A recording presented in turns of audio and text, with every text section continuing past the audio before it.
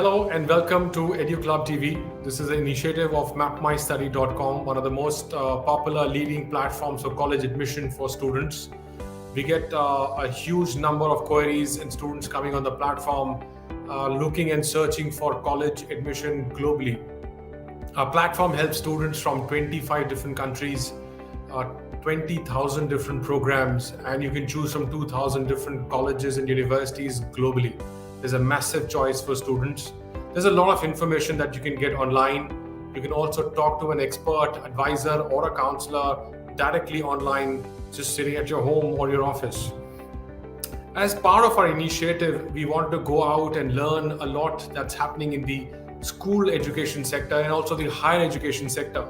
The challenges the principals and the senior administrators have had in the last almost 18 months to 2 years now, and engaging with them and understanding how they're dealing with it and what is the future of this industry right now and how students and parents can prepare themselves.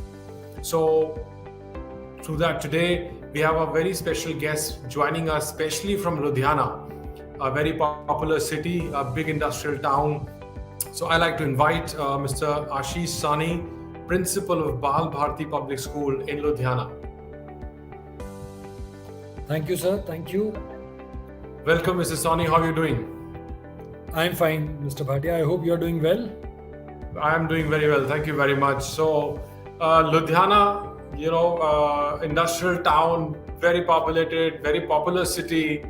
Tell us a little about your school in Ludhiana and maybe a little bit about your background.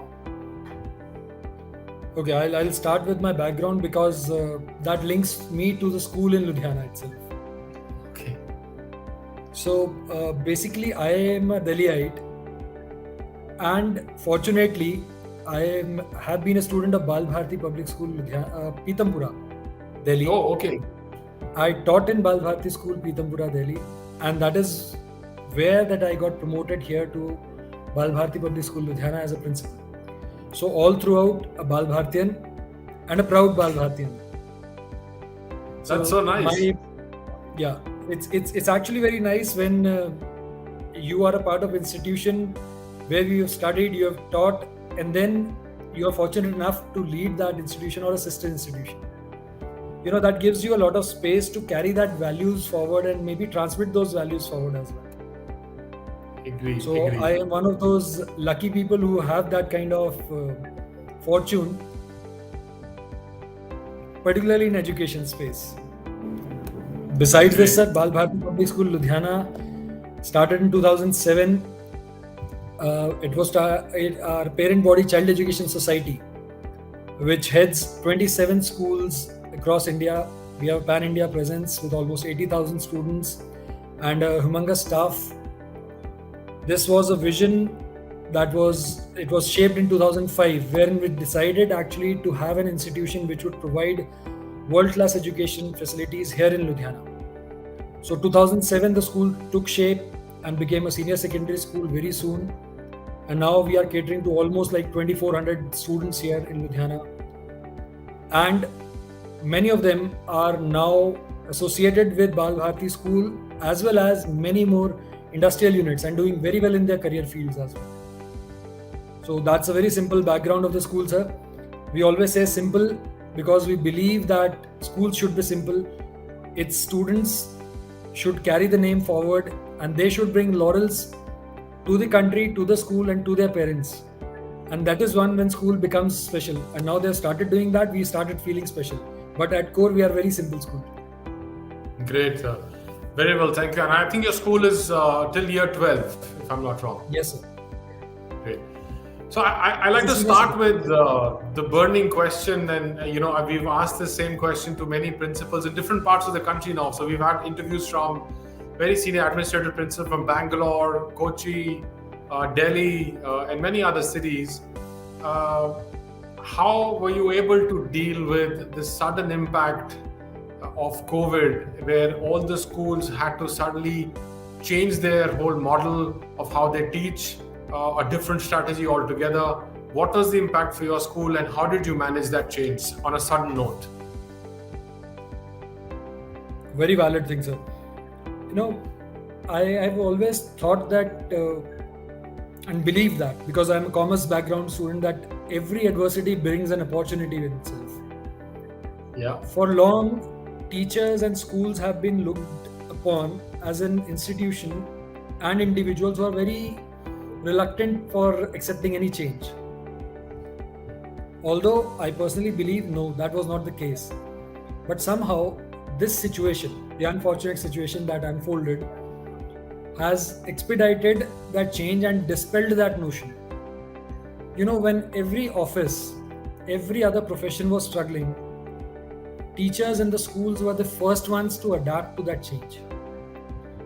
They have ensured that every child has continued with her and his learning at exactly the same pace and in the same manner that would have been there had the schools been functioning normally. So, in a sense, it has dispelled that notion that they are reluctant to change. They have reinforced the confidence and the faith in the institutions like schools, wherein everybody now feels more empowered. I mean, teachers were knowing, but somehow some of them were not willing to experiment that much. Now they were forced to do that. Now, with that kind of change that has happened, there is what we call as a forced expeditiousness in the process of transmission or change to a better technology or better methods. So this is the entire landscape, how this has changed over a period of time, and was expedited by the pandemic. So I must, before answering your question in detail, I must congratulate the entire teacher fraternity and the management and the administrations of the schools who have adapted to this situation and have risen to this challenge. Particularly for Bal Bharati, now answering and coming down to your question straight away. At Bal Bharati, sir, the teachers have always been equipped with the technology, and we have always believed in technology-aided training and teaching. So that came in very handy when this kind of situation unfolded. Within just about 5 days, we were able to set up and train our teachers how to handle online classes and how to go about with the normal course of learning. As a school, we have made sure that the entire system is foolproof. There is no possibility of any outsider entering into any classrooms or kind of privacy erosion of any student. Individual IDs were given, the school specific IDs were given, and those school domain IDs were the only access that a child could have to an online class. So no outsider, no infringement of any privacy, and all records maintained digitally with all kinds of submissions as well. So the entire process went on very smoothly. Besides this, sir, the school has taken a lot of effort to equip itself with technology-aided teaching aids also. Technology-enabled teaching aids, I'll correct myself. So we have kind of equipped our classrooms with interactive panels. The panels which are online, and whatever is displayed there or whatever teacher writes there is directly transmitted to the class and to the students online, as well as visible in case they are in offline, as in today's scenario. Since we are running in hybrid mode these days, a part of student is coming to school and a part of class is at home. So the students that are at home are not missing anything. They see the entire class sitting there, they see the teacher presence there, and the entire board work being displayed onto their screens. So the entire effort, I would say, was to ensure that there is no learning gap, there is no gap in terms of teaching as well. So I must thank my school administration and management also for helping us and providing all the resources for equipping us to overcome this unfortunate situation. Well, that's great to know. You already had technology as a play for you in a school. I think maybe that's the reason teachers were able to adapt much faster. There's an interesting thing that you had mentioned, and we see this now happening with a lot of schools. With this hybrid model, there's a very small percentage of students that are willing to come to the class. And there is that whole ambiguity between should I go to the class or not, because half the friends are there and they're not there. But a majority is still looking at studying from online. How are you able to balance that? And do you see the same thing happening in Ludhiana, or is it that majority are coming to the classroom? What's the situation in Ludhiana right now? Sir, I'll answer your question in two parts. The first Sure. one being, with the hybrid system, the students are unwilling to come to school. Yes, every one of us fall into their comfort zones after some time, and we find it very difficult to break that mold. Unfortunately, what has happened is that with this situation, there's a kind of inertia that has set in both in students as well as in parents also. Parents don't have to get up early in the morning. Mothers don't have to cook meal. Right? A child is at comfort in AC, possibly sitting on a sofa, comfortable sofa, taking his or her classes. Right? That's a sort of inertia that we don't like to break out of. In this entire scenario, what I see and perceive is that the child is a loser actually. Reason being that all of us must appreciate it is not the time that they are losing. It's not the presence in the school that is being lost. It's a part of their childhood that they are losing. Interaction with their friends, the kind of social group that they create, the kind of, I would say, acceptance, how to behave in the society, that kind of social sense that is generated in the school, how to interact with opposite gender. Right? There are lots of discussions that happen in peer group wherein you decide your career course. That normal chit chat.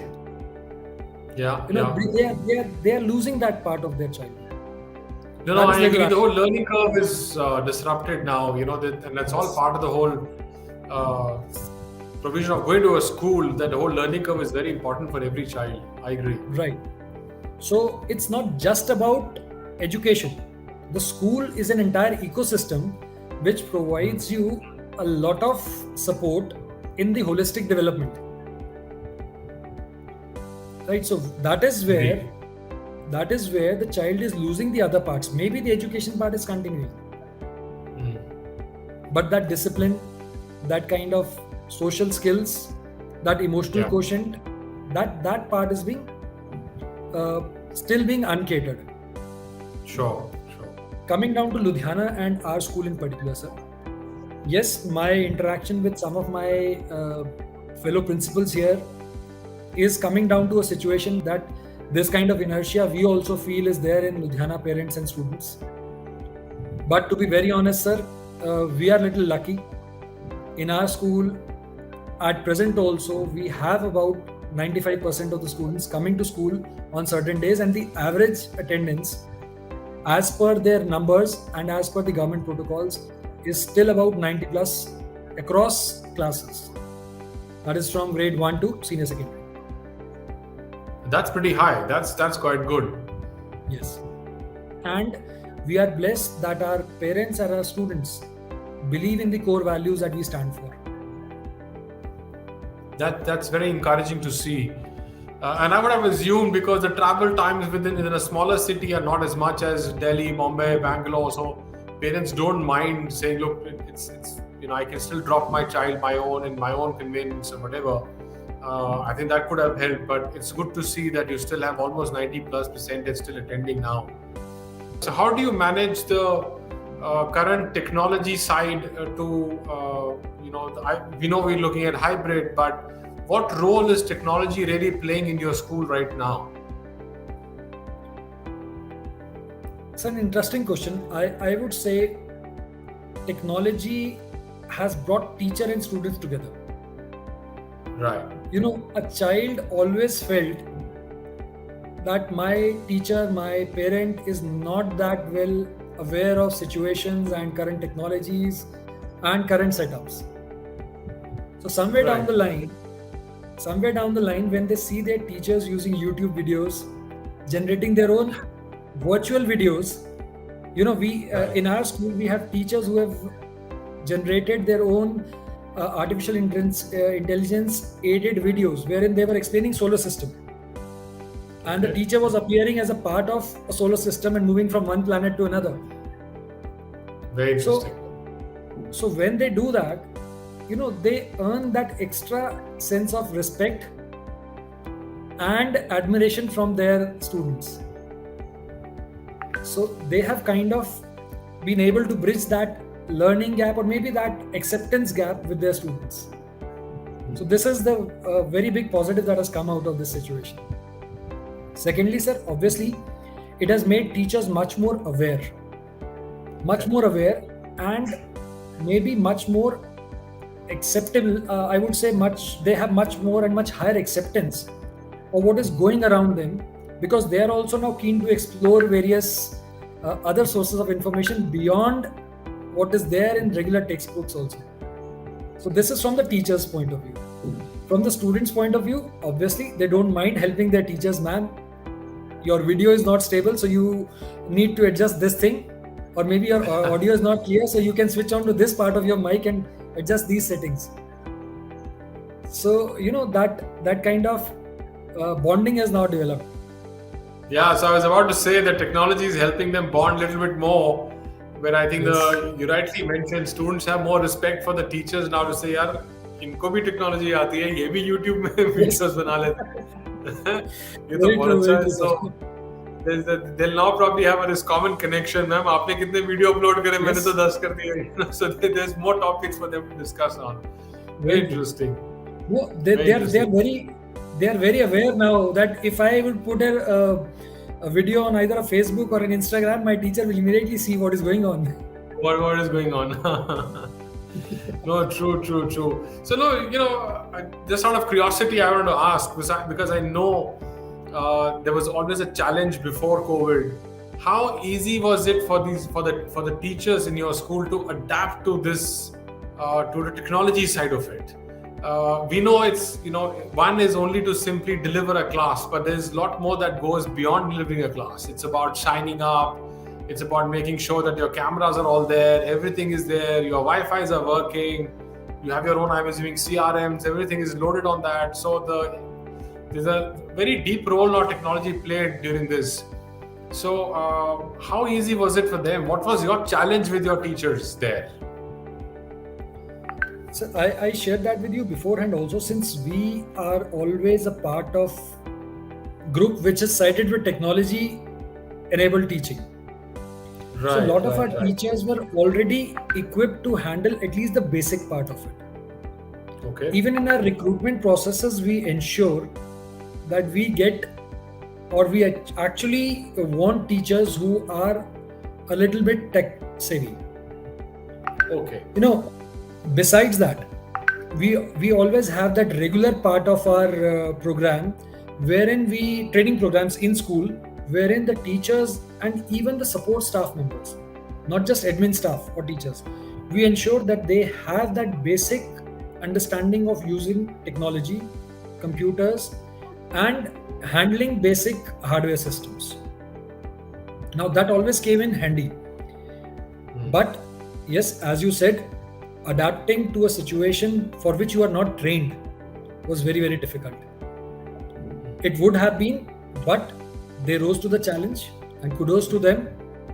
We had training sessions for almost like 6 to 7 hours for 4-5 days, and then teachers took classes of their fellow colleagues, 5, 7, 10 minutes demo sessions, so that they would feel comfortable in the class. And the entire process was streamlined and put in place within 6 days, as I told you earlier also.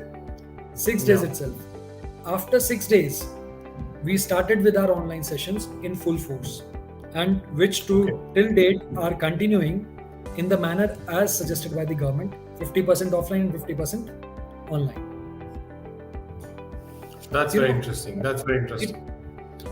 And this entire process had a lot of contributors to it.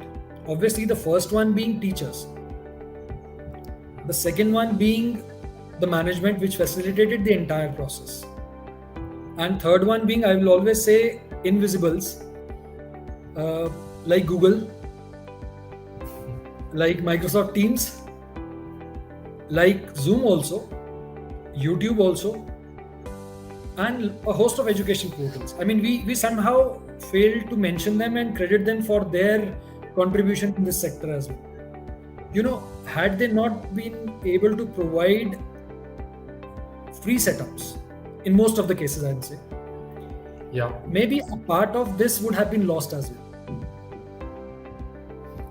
Yeah, I think you very rightly put. These channels play a lot more role than we kind of understand, because there's a lot of complementary system between them and the teaching. So there's the data coming from there are videos coming from there. Very true, very true.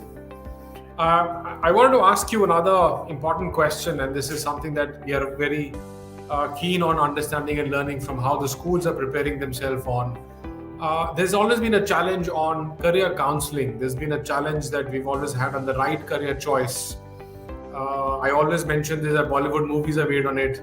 If you end up with the wrong career choice, things like those.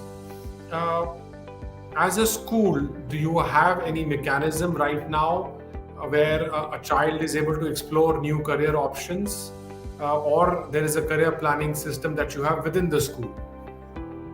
Right. I must say yes, we have. And before I start sharing the details of mine, I must say that it is required that all schools should have. Yes. And again, coming down to the exact question, I must always say, because I believe this should be going out to students also, yes, that yes, it is important to make good career choices, but sometimes we all goof up in life. It is important to start and pick up whenever you realize that you were wrong, and start on the right path at that time itself. So that is also very important for the students to understand, who would be listening to this interview either today, tomorrow, or whenever. As a school, sir, we always believe that a student is entitled and has a right to choose a choice or a career choice or subject choice in which he feels comfortable, he or she feels comfortable. Right? So primarily we do not kind of force these kind of things that yes, you are not entitled for this or you're not eligible for this. We have an in-house system wherein our counselors, our senior teachers, special educators, they sit and interact with parents multiple times during the years. And when I say years, that means primarily from 8th class onwards. Because that is the time, when the acceptance, that is the age group when a sense of acceptance and a sense of realization that you are a part of society and you have to behave as a member of the society starts coming in. Before that, it's a pure childhood kind of thing. Yeah. So at that moment, we start with this kind of mechanism wherein our senior teachers, the counselors, they keep on interacting with parents. Now, in class 9th onwards, from class 9th onwards, what we start with interaction with parents also, and we organize regular counseling sessions with experts also from outside. They are professional career counselors also. They are the persons who are able to evaluate, and maybe they conduct psychosomatic tests also for the students, career choice tests also, wherein they define the kind of bent of mind and the understanding that a child has. And accordingly, career choices are listed for the parents and the students, and they can choose accordingly. Now, having said that, I still will stand with the point that this is only a kind of a mechanical thing. If a child or a parent still believes that yes, I have a different choice and a bent of mind, we encourage that kind of thing. As an institution, we provide liberal choice of subjects wherever possible and supported. As on subjects which are sanctioned by CBSE and we have preferences for them, we have approvals for them. In case a child wants a liberal kind of combination, we do offer that as per the timetable of the school.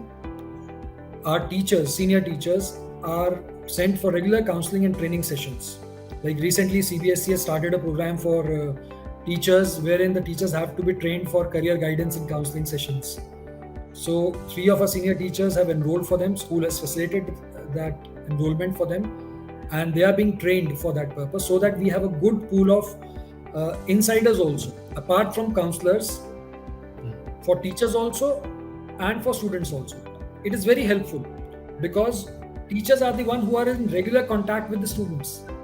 Correct. Special sessions would be probably once in a month, twice in a month.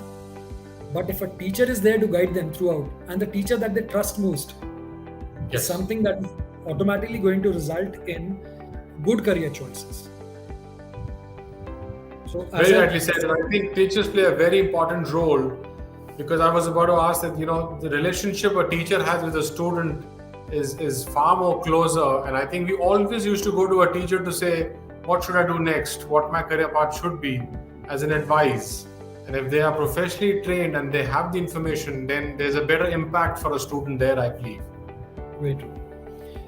Besides this, I was just adding that besides that, we encourage kind of internal discussions with students, some group discussions, things, wherein the students are encouraged to discuss about career choices with the student. So, somebody has an engineer in the family, they can discuss how their brother or sister or parent went about their career choices. What were the things that they faced? How did they prepare? So that, a first-hand experience and interaction with their peers has a lasting impression.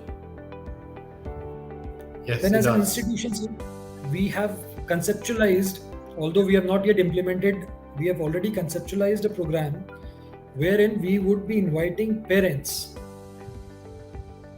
to have interaction with our students and share something from their professional experience and background. Some parent is good in yoga.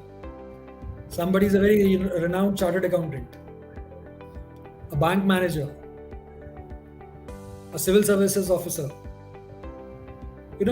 They coming and sharing with the students the kind of experiences that they have, sharing the kind of practical things that students should look out for while making career choices, what are the struggles involved, and what are the rewards that they would be getting.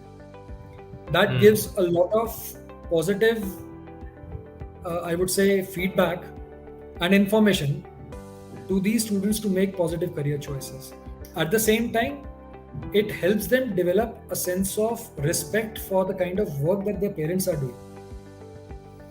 Yes. I think it's a very smart move where you have the parents coming in and people who have from diverse backgrounds. But I'm sure there's always a challenge of balancing that, because involvement of parents in the school system is not that easy. But I think it's a very good idea. It's a very innovative idea. So how well is it working? I mean, do you see any positive response from when these children talk to parents about their experiences?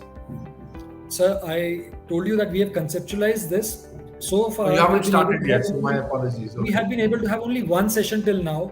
That went pretty well. Okay. And the parent that we invited was a yoga instructor. So she and that was the need of the hour actually. With staying back at home, lots of students have lost that zeal to move out and run around. So just to inculcate and maybe just to emphasize that kind of importance of physical fitness at this moment of time, we had that interaction that went very, very successful. That was successful. Yeah, so best of luck on that. I think it's a brilliant idea, and I hope that works for the school, because people coming from the real life, real experience, real scenarios are better acceptable by the society and with the kids, because you're able to relate to them. There is a common connection they see. So I hope that works very well for you. I wanted to touch base on one aspect where we see a lot of like you talked about the parents model. Do you have a regular system where students or where parents are involved in the operational activity, or do you have any parents group that is part of your school that is regularly involved in the activities and operations of the school? So we have a system wherein the suggestions of the parents are considered and wherever possible they are incorporated. Ideas are invited, but I have always maintained that ideas have their own time of maturing. Not every idea is possible and implementable at the time it is mooted. So we have a functional PTA body. We have open access to parents who can approach me directly, HMs, and teachers directly. And specific instructions have been given to the entire staff member for any suggestion that is received from parents should be directly forwarded to the principal's office. Yes, Okay. as an administrator, we actually go through the modalities that what is required at that moment of time, and if possible, we try and implement it that time. Otherwise, as and when the time comes for that idea, they are implemented and implemented in the spirit that they were shared with. I would just share one example for that as well. Sure. There was a suggestion from our parents that we must start looking at some kind of writing skills for our students, because in online classes they've not been writing much. So we thought, yes, that is important. Classes 6th, 7th onwards, they start writing. They have to do their homework. But what about grade 1 onwards? They were losing that habit of writing things. So that idea was immediately taken up. We drafted the worksheets. These worksheets were drafted as paragraphs and maybe some kind of social messages. Now, they were small paragraphs based on honesty, integrity, on freedom struggle, on cultural integrity of India. A child just had to collect that from the school, and looking at that paragraph, he or she had to replicate it 4 or 5 times in his or her own handwriting and submit it back to school as and when instructed. So a very simple idea, but for us, it was important in a sense that child should retain that habit of writing. At the same time, we improvise that idea to circulate and reinforce our core values. So, idea with the kind of bent that we required has given a lot of credibility to that idea also, as well as helped our students at that moment of time in the area that they required. That's good. And I think that's a very good start for you as well. So, look, I'm getting very enticed by asking you a very personal and a question that because you were a student of the same group at the same school where you are now teaching and now you're a principal. Was there something that came to your mind when you became a principal? Something that you wanted to change as a student of the same school? When we are students, we always criticize and say, "Yaar, ye theek nahi hai, wo theek nahi hai, ye change karna chahiye, wo change karna chahiye." You came to the position of authority where you could change something. I really want to understand, was there something like this? And if you were able to do something there as a school student, now a principal of the same school. I am privileged one. I said that before as well. Yes, as a student, I would be wrong in saying that, students don't criticize, they don't find faults. Yes, but then, over a period of time when we grow out of school, we realize how important those things and those teachings were. Right. There was a time, and there will always be a time when we graduate out of class 12th and are out of school system for about, let's say, 5-7 years at least. That's a time when social maturity and the mental maturity comes into being, and then you start realizing, no, your parents and your teachers were right at this point of time, and this moment and this suggestion by them was right, although you were not ready to accept it at that time. Right. So I would say I'm malleable enough to acknowledge it, that yes, there were instances, but then 100% of those got resolved in my mind itself by the time I was graduating out of the college. Interesting. Besides this, I've always maintained one thing, sir. A man is a product of his or her experiences. Mm-hmm. And my experiences in Bal Bharati have always been very, very positive. I, as a student, got chances that I believe would not have been available to me had I been studying in some other institution, both academically, both in sports, in any other kind of curricular or co-curricular activities. But they were available to me because the education pedagogy of Bal Bharati schools and the philosophy of the Child Education Society ensures that every child gets that kind of opportunity. So since I have those positive experiences, I am just trying to translate them into practice in Bal Bharati Public School, Ludhiana. So nice to hear that. If I was you, I would have made a list and said, I'm going to change these 5-10 things that I want to do as a student. But nice of you to not do that. And probably, yes, I agree. We all grow up and we learn that, that was required, that was part of our system. So that brings me to my last question to you for today. I think it's about your message to the current youths. If there is something that you'd like to share to the current aspiring youths, that would be very nice. Okay, that's a difficult one because youth is much more aware than we are. Because I am around like middle age now, and I believe that would be somewhere that you would also be standing at. Yeah. True. This question brings me to a very important part, and that is like in one of the interviews with one of the leading dailies last month, they asked me what are the most challenging things that you have faced in your career. And I was so proud that I could not think of any single challenge to point it out at that moment of time. And the only reason that I believed was that since I've already overcome them, they are no longer challenges. Right.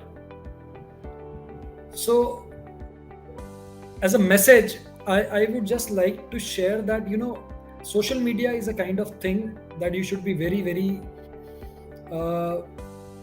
wary of and acceptable at the same time. Current youth or the kids in that age group, they have somehow started believing that this is the most authentic and possibly the only source of information that they have. Right. Which unfortunately and luckily is not true. It is important for all of these young students and entire youth to understand that this is just one part of information which might be correct, might not be correct, and they have to find alternate ways of getting the exact information and then to differentiate and discriminate what is right, what is wrong. And obviously, we totally trust them to choose the right path once they have the correct information. But they must understand that this medium has its own pitfalls, its own shortcomings, which somehow they have started overlooking. So it's important and imperative that they should actually start looking at the other side of the coin as well. Very true, and I think it's a good message to all of us. I think to the current youths, year 12, younger kids in the college, that social media is good, but I think it's important for you to understand the deeper meaning of it. Do not rely on the information just blindly in it. Make sure that where you are, you're more aware of the information that is passed on to you. So with that, thank you very much, Mr. Sawhney. It was great to have you with us. One more thing. Thank you very much for your time. I would not be ending here, sir. Ending here. I would be sharing one personal message for them as well. And that is that in life, please, they should always remember 3 words. One is hard work. Second is resilience. And third is gratitude. It's my personal experience. Hard work will get you places. Hard work can create talent any given moment of the day. But talent never creates hard work. So it's important to be hardworking. They must understand and realize the importance of hard working. Resilience, mental strength is very, very important. It's important to understand that there will be failures in life. There will be moments where you'd feel low, there will be moments you will feel high. But if you have mental strength, that resilience, you will always sail through situations that you believe are not good. Third is gratitude. Gratitude, expressing thankfulness and being thankful for everyone who does good in your life and forgiving to everyone who does bad to you is the only mantra to have a successful and a happy life. So they must remember 3 words. Hard work, it will create talent at any given moment of the day. Resilience is going to ensure that you will sail through hard times, and gratitude will always ensure that you are popular, accepted, and at inner self you will be at peace with yourself. If they follow these 3 things, which I believe I have followed in my life and still trying to, I'm still a learner here, as every teacher, as every student, I believe I am growing, I am still growing, but these are 3 things which were shared by my teachers with me, my parents with me, and I believe they've helped me throughout. And I'm sure if you follow them, maybe you can add 2 or 3 more words from your side. They're going to help you lead a very happy and successful life. Very beautifully said, and I think that's a good learning thing for all our viewers. And I'm sure when they listen to you, and they listen to all the 3 words you've mentioned, and they put it into real life practice, that will certainly help them in their life. So thank you very much for your time, Mr. Sawhney. It was great to have you. And we really like to thank you for all your time and the expertise and what you've engaged our audience with today. Thank you, Vadiaji. Thank you, and all the best to everyone. Thank you. Thank you.